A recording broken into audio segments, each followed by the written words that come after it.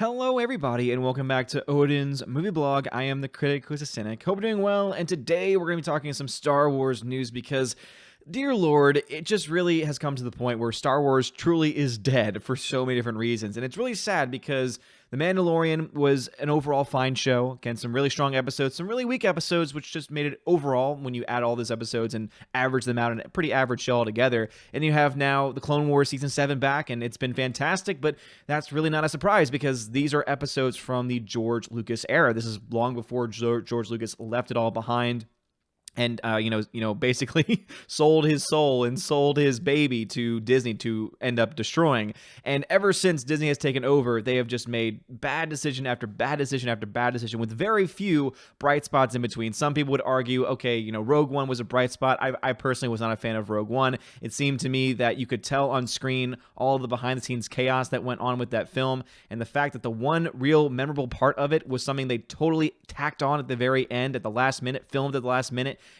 is, with the whole, Darth Vader scene, to me just makes it even less memorable in my mind. I have not yet gone back to ever see that film after the first time I saw it, and I've had no desire to because it's just so forgettable for so many different reasons. And again, if you like it, all right, that's on you, but at the end of the day, I just don't feel like they've had a whole lot of great things. The only thing that honestly I could say that I can go back to and still enjoy would be Star Wars Rebels, right? And Star Wars Rebels was a pretty good show, but that makes a lot of sense because Dave Filoni was still very much, right off the bat, having worked with George Lucas on Clone Wars, and so it makes sense to me that those creative juices would still be flowing, and Dave Filoni obviously had full control over that baby, and it turned out being a pretty good thing. So we'll have to wait and see if Dave Filoni is going to be able to, continue that on when we eventually get to episodes. I'm assuming we'll get to episodes in Clone Wars where they're no longer a part of the George Lucas era. Or are there just so many episodes? Because there's reports that there have been countless numbers of Clone Wars episodes that were just never finished. So therefore, you could technically have even probably another season or two of episodes just from that era alone, but they are planning on letting this be the end. So are they going to jump around? Are they going to skip around? And, are they going to try and create new characters and new stories that were not a part of the original plan and the original idea? We really don't know. But all we do know is that what they are doing in the live action sphere, what they're doing, especially in the movies and the novelizations, is just nothing short of just downright awful. Like downright trash, to the point of them now crapping all over Star Wars canon. And you have, again, people like Rian Johnson coming out saying, oh, I don't care about canon. I don't care about that. All I care about is making my own film. And again, if you were making your own film in a completely unique universe, hey, right on you. But if you're going to be making the middle film of a so-called supposed trilogy and you're going to say that same thing with that same mindset, it's not going to work out for you. And sure enough, it really isn't. But as you can see, we have a couple of articles to look at for bounding into comics, because we really are bounding into chaos is what I was about to say, because that's pretty much where we are when it comes to Star Wars. So Star Wars in Chaos, story group member Matt Martin clueless about the Rise of Skywalker novelization revelations. And so now a member of the infamous Lucasfilm story group apparently has no idea that Palpatine's, that rather Rey's dad was a failed Palpatine clone. That's all news to this guy, and he has no idea what's being talked about. So, of course, this happened on Twitter, so we always have to take these things with salt. That's why, when the first reports came out, and the images of that novel came out, it was always that point where, okay, what if they decide, because it hasn't been officially released yet, if they decide later on to change those things, take those elements out? I doubt that they will, seeing that Ian McDiarmid himself has pretty much confirmed various elements about how talk of his, being a clone, him being a failed clone, and there other being failed clones in the, throughout the entire film, pretty much confirms exactly what's going on with the novelization, that's probably not going to change by much. But that's pretty much what he's doing, is he's playing ignorant here. He's saying, I'm not sure what revelation you're talking about. Is this another clickbait thing? Where does it say Rey's dad is a clone? And then the person actually sends out the novel, and he says, oh, I just noticed Strandcast mentioned a Mandalorian by Hulu. Is it a type of clone or another living being? Or that was Josue. Matt Martin then says, whoa, that wasn't in the one that I read. This is why I always listen to the audiobooks after they're out. But yeah, exactly what a Strandcast is not yet explained. A couple of months ago is when he says he read one of the original cuts. I usually read the first or second draft, typically first, but it may have been later for The Rise of Skywalker, since I wasn't lead on that one, since I didn't work on the film. So revealing that it's interesting that he's like, oh, I had nothing to do with that film. I'm going to wipe my hands clean of that, so don't come to me complaining about about that story. And pretty much, yeah, confirming that he has no idea what's being talked about, that in the version of the story that he read, it was not there. In the story of the novelization, at the very least, that it was not present. So it's going to be interesting because either one, we're going to find out that that version that we read was either fake or was a previous version that they decided to change, or could also potentially mean that Matt Martin and some other people in the story group aren't being told what's being written about, and seeing that the story group's main prerogative is to make sure that Star Wars canon remains intact, even though they've done a terrible job of that so far, seeing that they allowed Rian Johnson's The Last Jedi to go through and all the other stories that they've allowed to go through, and the fact that they were, the first people to say, oh yeah, Star Wars EU, we're officially making that non-canon, we're officially going to just crap all over it and just, screw you, and we don't care about your stories, but we're going to nitpick and we're going to steal from those stories because they're technically not real. They're not a part of a parallel universe like George Lucas would always try and indicate. They're the legends, rather. They're legends. They don't count. They don't matter. But we're going to steal stories from that because we obviously can't come up with anything good on our own. And that's pretty much what it comes down to. So one of the two is accurate. Either Matt Martin is clueless, which seems to be the case here, or they're going to change the story, or it really honestly wasn't in the version that he read. But it's just, again, showing you just how just crazy things are at Lucasfilm, crazy things are in Star Wars. Not to mention, we've got this nugget as well. Once again, from John F. Trent, says, Star Wars High Republic author Daniel Jose Older promises more gender non-binary Star Wars characters, because that's what people want, right? That's what Star Wars fans have been clamoring for, is, what we need? We need modern-day identity politics thrown into our movies. That's what we want. We want modern-day identity politics thrown into our books, thrown into our movies, thrown into our games. It doesn't matter what it is. We want all of it. We want all the wokeness that you could possibly give us. We want it all. Please give it to us more. And all of us are going to be like, no, that's not what we want at all. And yet it's not stopping these idiots who are being actually supported by and perpetuated by Lucasfilm to continue writing these stories. It's amazing that these are the stories that are going to be told to us with a focus on diversity and non-binary characters. And then at the same time, this is the same group of people that said, oh yeah, the original Thrawn trilogy and all that other kind of stuff. Yeah, we're going to take certain elements and make certain elements of those stories canon, but we're also just going to decanonize some of the best elements, some of the best stories, because that's just what we're going to do. We're going to crap on good stories that were well written, and we're just going to thrust our own identity politics crap in your face instead. It's just so freaking ridiculous, man.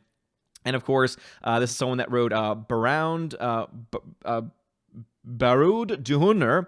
Again, I don't know who that is. In the French version of Baron Huder, Taka was masculinized against the translator's will. Oh my gosh, he was masculinized. Let me say this to international publishers. Taka Jamor Sisi was not the first, and I can promise you to say they will not be the last gender non-binary Star Wars character, so you would do well to figure out how to handle that correctly for translations. How dare you? How dare you? It's pretty much what Daniel Jose Older is saying here about apparently not liking a certain translation of his book, because unfortunately our world lives, or rather fortunately I would argue, we live in a pretty binary world. When it comes to gender, when it comes to sex, we are in a binary world. And some people are like, oh, you can't say that. That's hate speech.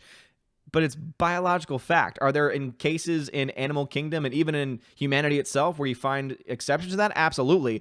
But the way that they write about it and they talk about it, acting like, oh, it's so much more widespread and it's so broad and it's so mainstream, and it's like, no, really, it's not. And we don't care about that stuff in Star Wars, right? That's something that you have a discussion about, you have a debate about in a political discussion. You don't have that in your Star Wars novels, right? We don't want that nonsense in there. So stop. Seriously, Bob Iger's no longer the president, so Bob, dude, second Bob, let this crap stop. Kathleen Kennedy, get the hell out of the way. Stop pushing your nonsense onto all of us, and Story Group 2, and all these people that have been hired to write the novels. Please stop pushing your identity politics nonsense, because you are killing Star Wars, right? That's why so many people have already said Star Wars might as well already be dead at this point, and it really might as well be. Because if they don't even know what's going on, or if they're pushing this kind of political nonsense into novels and into stories, dear Lord, I can't imagine what the next film, if there's going to be a next film, is going to possibly deal with. Because once that happens, they're not going to worry about kowtowing to fans anymore. They're not going to care.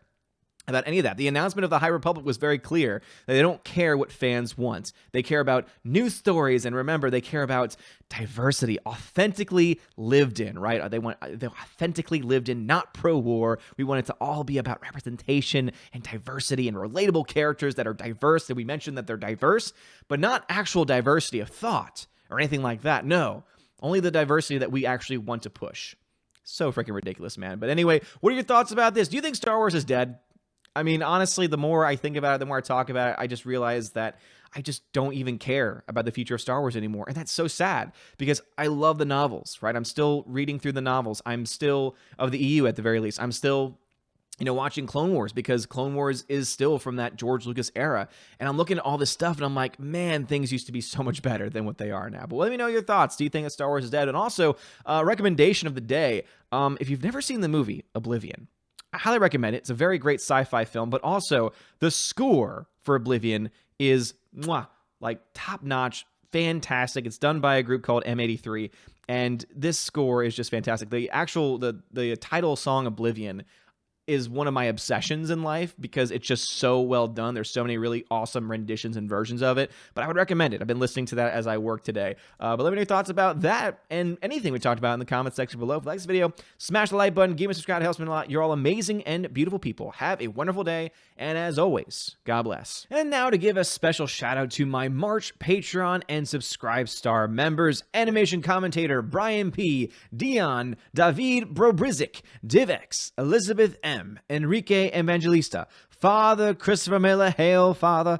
Frank the Tank and the Shawhan Wiener Dog Clan, Harold Francis, the Honker Chonker Funky Monkey, Inflamed Wood, Trap Productions, Jason Clark, Jeffrey Toon, JJ Jonathan Jerembeck, Kenneth Camiel, Lady T, Mad Mitch Dunaway, Mr. Peabody and his evil twin with the beautiful hair, Orange Hat Reviews, Outpost Dyer, Perpetual Punster, Riff Magos, Riff Racer Request, Rosetta Allen, Sir Lancelato, Steve Glasker, Teresa Martin, Theodore Bendon, The DJD Show, and Tina B for Patreon, and my Subscribe Star peeps, Robert Revo, Larry, Mr. Roy, Glinzer, G2 Cool 99, Dark Star 57, Alex McCarthy, US 888209 Fast, Dean Heiss, Harold Francis, J-Rod the Beer Guru, Nebadan G. Adams, and ZK Man, and Mike Jackson.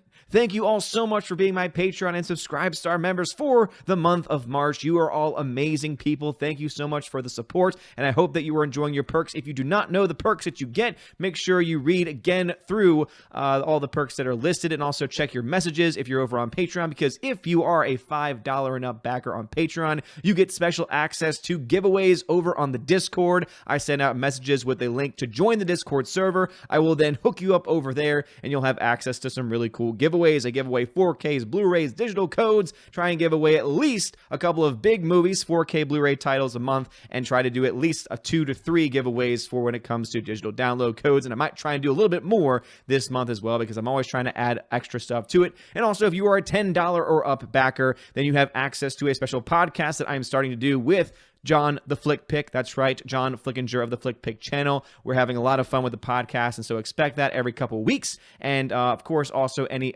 extra behind the scenes, extra footage, extra interviews, extra solo podcasts as well, you will also have access to. And my special $25 and up backers on Patreon Subscribe Star, you have access to all of those things that I've listed. You also get a t-shirt. That's right, I will send you a t-shirt for your first month. And of course, you can also be featured on the Chosen to Valhalla live stream once a month. You get to be featured on the Odin's movie blog channel. It's always usually on a Sunday around 12 p.m. Eastern time. You get to join some lovely peeps and have some really great discussion with all of the Chosen of Valhalla and me with the live audience. Anyway, you guys are all amazing and beautiful people. Thank you so much. Have a wonderful day. And as always, God bless.